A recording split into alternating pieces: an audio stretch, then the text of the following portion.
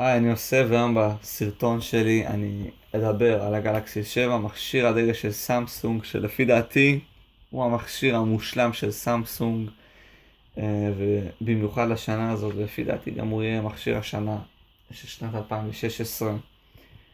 חזרו למכשיר הזה כל התכונות הכל כך רצויות שרצו שיחזרו בסדרת הגלקסי S, סדרת מכשיר הדגל. כמו שדוגמה, הסירו את האפשרות להרחבת זיכרון בגלקסי S6 ואת העמידות במים ובאבק שהייתה בגלקסי S5.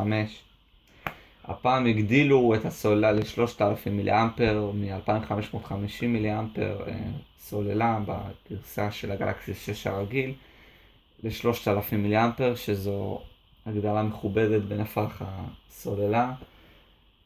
ובקיצור, עשו פה שיפור מאוד משמעותי לעומת הגלקסי S6.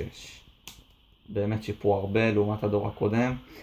ועכשיו אני אתחיל מדיבור על עיצוב המכשיר. טוב, אז כפי שניתן לראות, המכשיר מאוד מאוד דומה לגלקסי S6 לקודמו, במיוחד כשמסתכלים מאחורה ורואים שהמיקום של המצלמה ושל פנס הפלאש ושל חיישן המצלמה ושל מד הדופק, כל המיקומים פה זהים, של המצלמה ושל החיישנים למיניהם.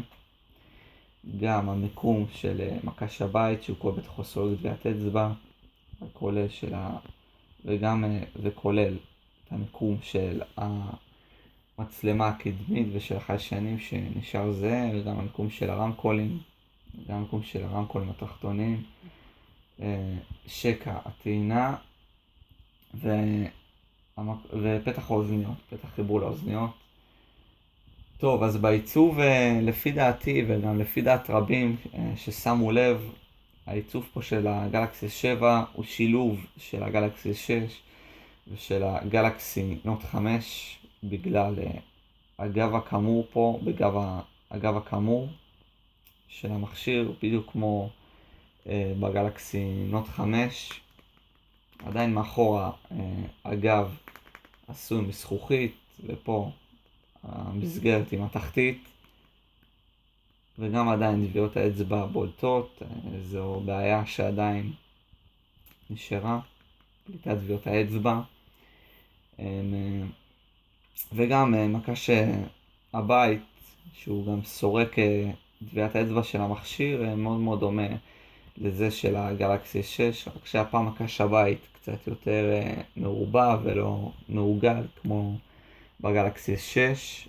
וגם למי ששם לב, פה המסגרת של מקש הבית הפעם היא לא בצבע מתכתי, היא צבועה בשחור ולא בצבע, והיא לא נראית בצבע הטבעי של המתכת שהוא כסוף אפור. טוב, וזה מה שיש לי לומר עד לכאן בנוגע לעיצוב של המכשיר. אין הרבה מה להרחיב, כמו שאמרתי, הוא מאוד מאוד דומה לגלקסי 6 בעיצוב. ועכשיו אני אדבר על מפרט המכשיר. טוב, אז המצלמה האחורית הפעם הוקטנה ב-4 מגה פיקסל ברזולוציה, מ-16 מגה פיקסל ל-12 מגה פיקסל, אבל זה לטובה. כי הפעם התמונות במכשיר והצילום הוא הרבה יותר איכותי, התמונות הרבה יותר חדות, כי סמסונג הפעם הכניסה את טכנולוגיית הדואל פיקסל למצלמה, כך שיש הרבה יותר פיקסלים בתמונה, למרות שהרזולוציה הרבה יותר קטנה. זה באמת צעד נכון שסמסונג עשתה, וזה טובה. גם המיקוד כאן הוא מהיר, יש מיקוד מהיר במכשיר הזה, שלפי דעתי דבר מבורך ומצוין. המצלמה הקדמית נשארה באותה רזולוציה, 5 מגה פיקסל, זה נחמד, והתמונות שאפשר להפיק מהמצלמה הזאת הן תמונות באיכות גם גבוהה. מקש הבית שמכיל בו סורק טביעת אצבע, גם מאוד מאוד דומה כמו שאמרתי לזה של הגלקסי 6. סורק טביעת האצבע במקש הבית הפעם הוא לא, האמת הוא קצת יותר מהיר מסורק טביעת האצבע של הגלקסי 6. הוא גם פועל כמובן על ידי הנחת טביעת האצבע, והמכשיר נפתח יותר מהר עם טביעת האצבע מאשר בגלקסי 6. כמו שניתן לראות.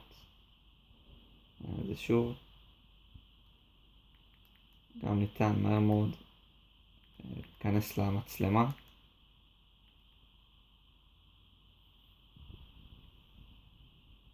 צילום הוא מהיר מאוד במצלמה, ועכשיו אני אראה את זה.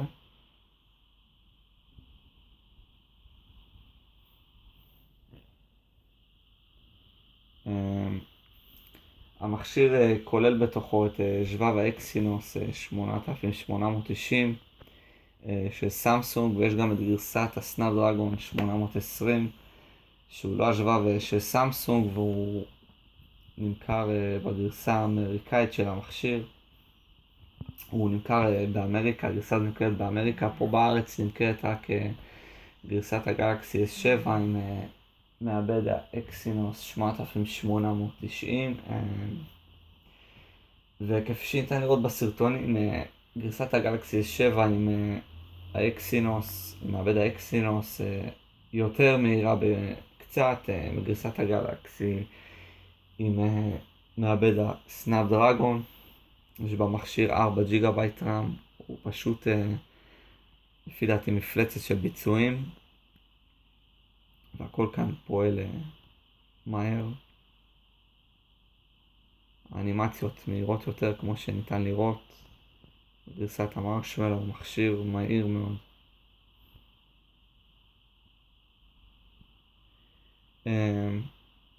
הסוללה.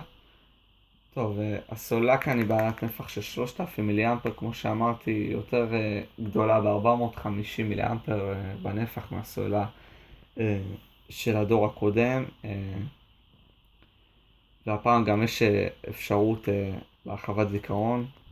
פה מכניסים את כרטיס ה-SD, ניתן להרחיב זיכרון עד 128 ג'יגה בייט אם אני לא טועה. וגם הפעם, שנשכח לציין, סמסונג החזירה את העמידות במים ובאבק למכשיר. המכשיר בא לתקן עמידות של IP68 ולא של IP67, כך שהמכשיר עמיד במים עד לעומק של 1.5 מטר למשך חצי שעה, שזה דבר מבורך שסמסונג עשתה. והפעם המכשיר אטום מבפנים ולא מבחוץ, כמו שבגלקסי S5 שהיינו צריכים לסגור את פתח הטעינה כדי שלא יכנסו מים למכשיר. המכשיר פה אטום מבפנים, ולפי מה שאפשר לראות על פי כל הסרטונים ביוטיוב, העידו שהגלקסי S7 עמיד במים לחלוטין. אבל יש בעיה קטנה, שאם מכניסים את המכשיר למים ומוציאים אותו, אז אי אפשר להטעין לכמה שעות, וזה בגלל שסמסונג הכניסה מין חיישן שמזהה לחות, והוא מונע את טעינת המכשיר אחרי הכנסתו למים כדי למנוע קצר ואת הרס המכשיר. טוב מאוד שסמסונג עשתה את זה. בגלקסי S5 לא הייתה עמידות כזאת טובה במים. העמידות באמת בגלקסי S5 היא בספק. הרבה משתמשים התלוננו שהמכשיר נהרס להם עקב הכנסתו למים. וזהו, זה מה שיש לי לומר על המפרט הטכני. ועכשיו אני קצת רוצה לדבר על התכונות המיוחדות של הגלקסי S7. אז הפעם יש את Always on Display. צריך לתת חיסכון בחשמל כדי להפעיל את המצב הזה, שזה למעשה מצב שבו המסך כל הזמן נשאר דולק, כמו שאנחנו רואים. אחרי שדוגמה הפעלתי את המכשיר, קיביתי אותו, תוך כמה שניות ישר המסך נדלק מחדש, וכל הזמן פה מוצגת לי השעה, התאריך ואחוז הסוללה במכשיר, שזה נחמד מאוד, וזה כמעט ולא צורך בכלל סוללה. זה לא מצב שמבזבז המון סוללה, וזה מצוין לדעתי. גם בנוסף לכך, כפי שניתן לראות הפעם, יש סמלים, אייקונים מעוגלים במכשיר, גם לאפליקציות שהן לא של סמסונג ושל גוגל, כמו שניתן לראות, כמו ב-iOS. כדי לעשות זה נכנסים להגדרות, הולכים את הצוגה. פה יש את ערכי סמלים, זה סמלים בלבד, מצב שבו כל סמל מוצג בתצוגתו הטבעית, וזה סמלים עם רקע מורגל, כמו הצורה של האפליקציות שבאות עם המכשיר, אפליקציות של סמסונג. זה נחמד מאוד, זה עושה את המכשיר יותר אייפוניסטי למי שרגיל למערכת ה-iOS לדוגמה ועבר לאנדרואיד, לגלקסי, וזה נחמד מאוד. משקל המכשיר הוא 152 גרם, הוא הפעם יותר עבה מקודמו.